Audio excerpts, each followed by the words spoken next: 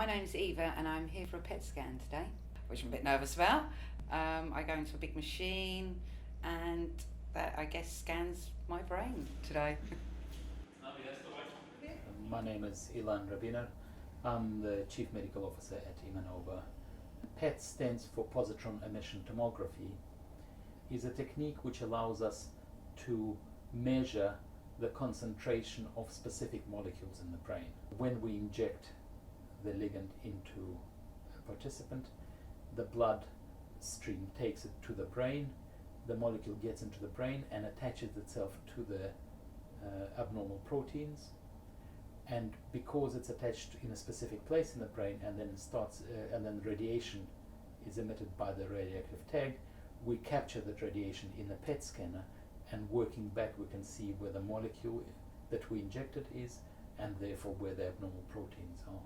On the scan day, when you come for an MRI, try and make sure that you don't have any metal on you that is situated around the head, because we're looking around the head, and that can't be easily removed. So we will spend some time before we start by positioning them in the scanner, making them as comfortable as possible, putting cushions and putting pads under them so they're really feeling comfortable.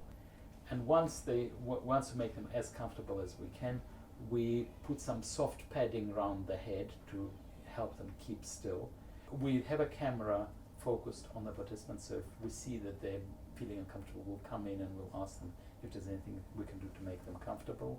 We would provide them with a button they can press. If they're really feeling uncomfortable, they want somebody to come in, they can press the button and one of our staff will come in and find out if there's anything that we can do. So in this particular study, we are measuring the concentration of abnormal proteins in the brain. And in order to do that, we use a molecule which has high affinity for these proteins, so it binds to them tightly. And in order for us to be able to see that molecule, we attach a small radioactive tag to it. We have given you a radioactive material, and although the doses are very, very low, and there's no reason to keep people isolated and not to see anybody, because children are somewhat more vulnerable to radiation.